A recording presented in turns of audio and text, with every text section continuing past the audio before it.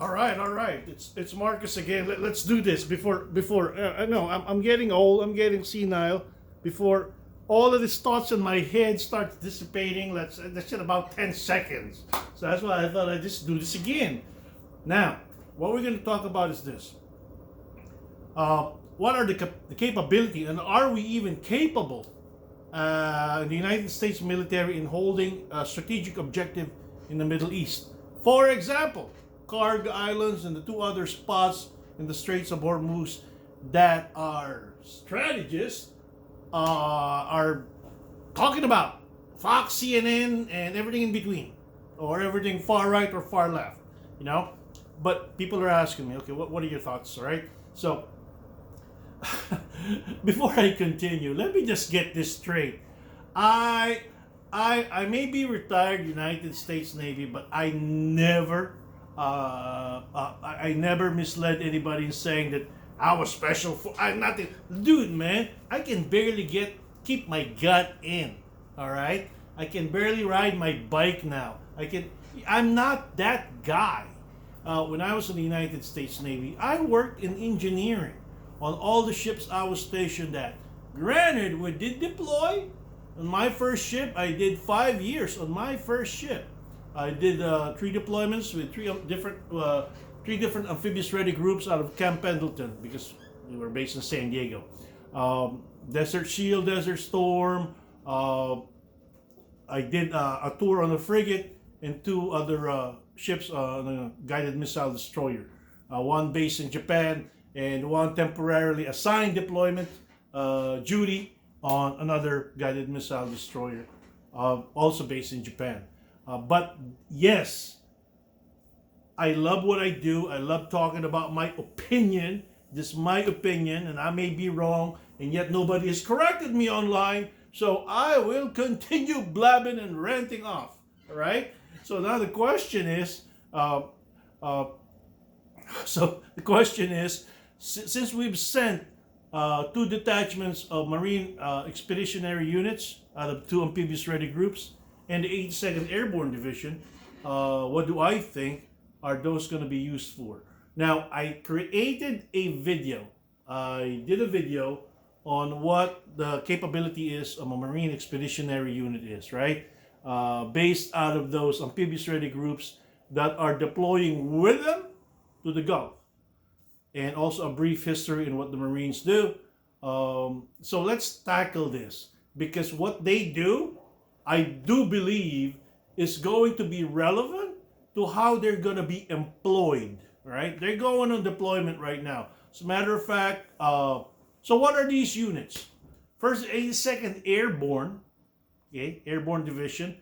Now, from what I gather, from what I've read, and from what I heard, okay. Now, how I do this is through right-wing podcasters. You'd be surprised, right? You guys already know I don't like the guy up there. I don't like the guy, right? But why do I follow and keep listening to right-wing podcasters, especially military veterans? Because it allows me to determine whether they're saying is viable or not. And I am stunned because at this point in time, on the 32nd day of this war, we're on our 5th week, people, right? I can just listen to their analysis and see that the majority of them are turning.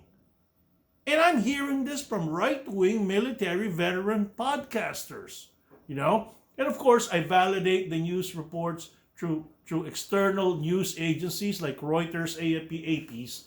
I don't put it out because CNN puts it out. I definitely don't put it out because Fox puts it out. I put it out after Fox puts it out, after it's been validated they were wrong. Figure that, right? So, 82nd Airborne is sitting there. The 31st Marine Expeditionary Unit out of the Tripoli Amphibious Ready Group had left Okinawa weeks back, and I'm assuming they're already there in the Gulf of Oman. The other MEU, there will always be 2 Marine Expeditionary Units deploying. One in the East Coast and the other one in the West Coast. The USS Boxer Amphibious Ready Group out of the 11th Marine Expeditionary Unit, if I'm not mistaken, or the 13th. I think it's the 11th. Now again, correct me if I'm wrong, all right? Again, none of these are edited. I am blabbing and ranting here as the information is going through my head and coming out of my mouth. So I may be wrong on some of these occasions, so please, feel free to let me know if I am. So 11th Marine Expeditionary Unit out of Camp Pendleton, California, had left about a week ago. They're in Hawaii, and it's going to take, from experience, an amphibious ready group, let's just say another 10 days to cross the Pacific, another week. That's about 2 weeks, about 20 days to get on station. That would bring the total of about 4,500 United States Marines on board those two amphibious ready groups, and probably a battalion or two of the 82nd Airborne Division, which would roughly add another 3,000 men, right? Now, the numbers fluctuate. Now, if there's, let's just say 5,000 Marines, 3,000 Airborne, 82nd Airborne, that's about 8,000 folks ready to go to the war, jump in there, land on the beach, right? So we should be good. We should be able to kick ass, kill some whatever, blow them up, demolish the whole Iranian military. Hold on, slow down. Now, when I made a video about the Marine Corps, I mentioned in there the last major amphibious landing that we ever did was, with a few skirmishes in Vietnam, was Korea. Of course, we were in Iraq, in the Second Iraqi War. We were also heavily present during Desert Shield, Desert Storm.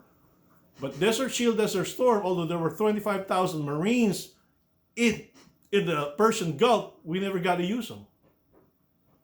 Now, if you're going to contest that, I was present there with that amphibious ready group, okay, on board the USS Fort McHenry. So we never got to be used. Thank you. Because I think it would have been a slaughter because the Iraqis were waiting for us on the beaches of Kuwait. In Iraq, yes, the Marines were there, but they were already pre-positioned in Kuwait before they moved up the banks of the Euphrates and what's the other river? There's two rivers up there. And prior to ending into Fallujah and how it became a 20-year war. Okay?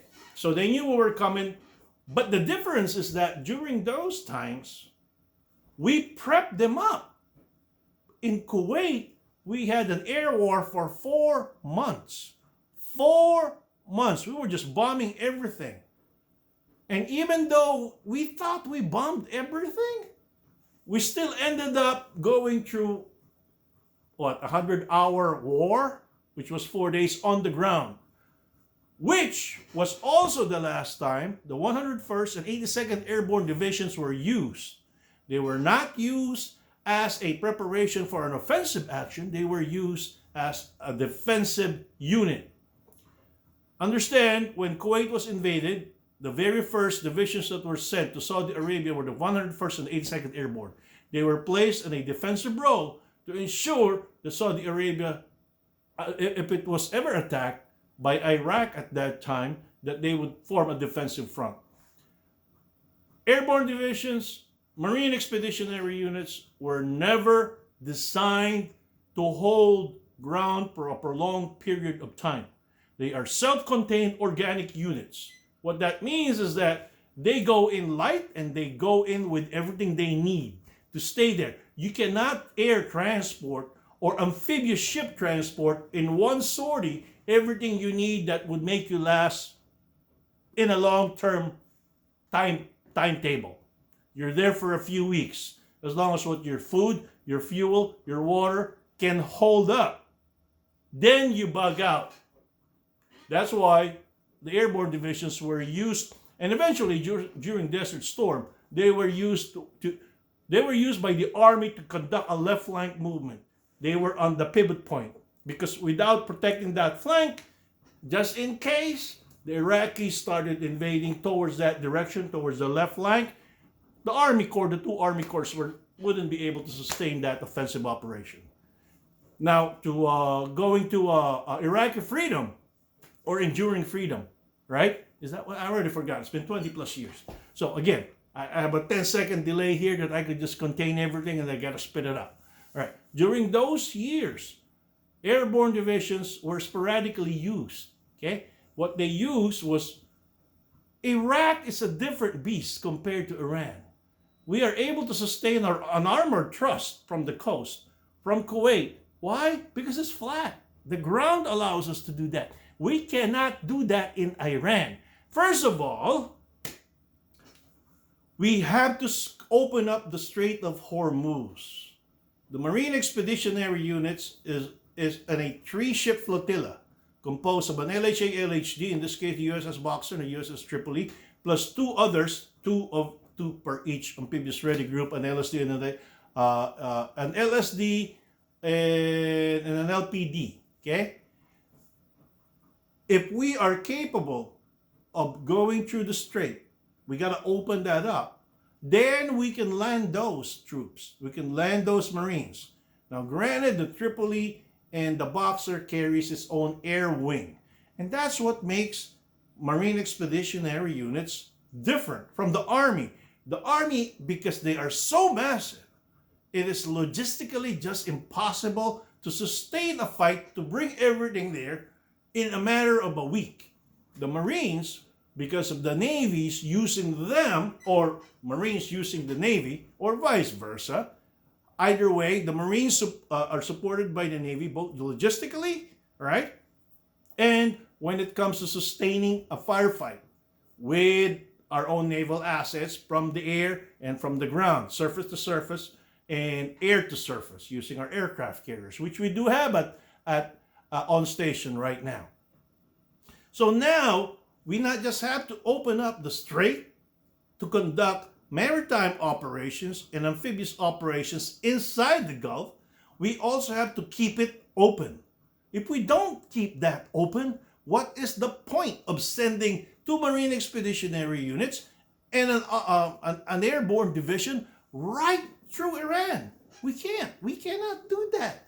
So between you and me, this was, if it took 5 months to put in 500,000 troops during Desert Shield prior to Desert Storm, we need more than 8,000 troops. The Army has to come in because they are the only ones that can hold ground. Now, in all fairness to this administration, if the mission, and up until this point in time, the goalpost keeps moving on what the mission is, right? Are we here to acquire all the unprocessed uranium that's supposed to be used for a nuclear fusion bomb? Or is this to destroy the remaining centrifuges that were supposed to have been destroyed months ago? Or is this to facilitate a change of the regime, which is too late because it's been 5 weeks and nobody had stepped up? So the mission keeps changing, and there has to be a specific mission set. That's what all these units are there. You just can't send them to do something without a mission. And I can assure you, every colonel and above in any of these forces, in this case captains and above for the Navy for that matter, are wondering, what are we trying to accomplish? Okay? If it's to open up the strait, we need to sustain opening that strait. Well, guess what? The whole northern side of the strait is the whole Iranian coastline.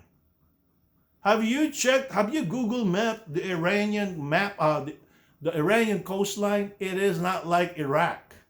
In Iraq, we had total reign of an armored fist going right through Iraq. Not Iran. That whole section of the coast is like the Sierra Nevada mountains or the Cascade Mountains here in the West Coast. How are we going to fight? There has never been a modern army able to sustain, infiltrate, deploy through rugged terrain as this. None. Tell me one. We barely made it through Vietnam. I mean, that's, what, 50 years ago? But the mode of transportation hasn't changed. Granted, okay, the 82nd Airborne they're going to jump behind enemy lines. To hold what? To hold what? We're going to hold Tehran? Okay? Now, granted, they are capable of attacking, holding for a short period of time any strategic target. Let's just say a nuclear power plant or an underground bunker that houses all these supposedly centrifuges or nuclear fissile material. They can do that. They're going to suffer casualties. Prepare for heavy casualties, by the way. That being said, has anybody ever even targeted Iranian Republican Guard Corps personnel? We are being bombarded with this information like their whole Navy's gone. Of course their whole Navy's gone. They're out there in the open. Their whole Air Force is gone. Of course their F-14s and F-4s. They're all gone. I would have just saved them. Let them fly. They're not worth a missile. They're not worth an AIM-9X Sidewinder or a 120 AMRAAM. They're not. Some of these, of course, the Shahed drones, any missile that goes beyond 1,000-mile range are targets for me. They are targets of opportunity to just go blow them up. Any mine out there that hasn't been laid, blow them up. If they've been laid, well, guess what? It's too late. It's too late. A merchant ship's gonna hit it. God help us if it's a Navy ship. That just tells you that before we should have sent a Navy ship there, we probably should have cleared it, but we don't have any minesweepers left. The minesweepers that we have left are untested LCS with mine-sweeping packages, which hasn't even been tested. So we don't know if they work. Again, you're not going to hear this from Fox or CNN. Am I right? I don't know if I'm right. The only way I'm going to figure out if I'm right if we go out there and literally send the two MEUs and the 82nd Airborne to their mission. Yes, we are capable of taking an objective, of taking a mission. I don't know what the mission is. None of these guys probably do know what the mission is either, because knucklehead cowardice in chief up there keeps changing his mind. Okay? He changes his mind so that he could raise the goddamn stocks up and buy some. Anyway, well, that's another topic of conversation. Prove me if I'm wrong, right? So the bottom line is this. The mission of an airborne division in a Marine Expeditionary Unit, once you've given them a mission, you better ensure that the opposition has been taken out before we send them there, because history dictates that is the intent of all of this battle-driven strategies on what we're going to take before we take them. Normandy was taken because it was in secret. They just didn't know when we were going to land, right? Incheon, and that was a surprise amphibious landing that the North Koreans and the Chinese never saw coming. Everybody knows that we have 2 Marine Expeditionary Units coming and an airborne division that's already in there. And Fox has not even reported any IRGC units taken out. This is Fox. At least lie. They can't even lie. All right? So, in all seriousness though, I know I'm ranting off here, but again, this is unedited. If you like it this way, that's fine. Nobody's complaining to me yet. Now, if I'm wrong on some of this information, please let me know I'm wrong. Okay? And correct me if I'm wrong. But explain to me why I'm wrong. And I'll wait. All right? To the men and women out there, our sons and daughters, our brothers, sisters, husbands and wives that are currently deployed or deploying, especially in these dire times that we find ourselves into, there's a reason why us folks gets to do what we do now, because you guys are doing what you guys are doing. So it has been a pleasure, a privilege, and to have served, right? An honor to have served this great country, the service that I served in, and you guys come on home. Post.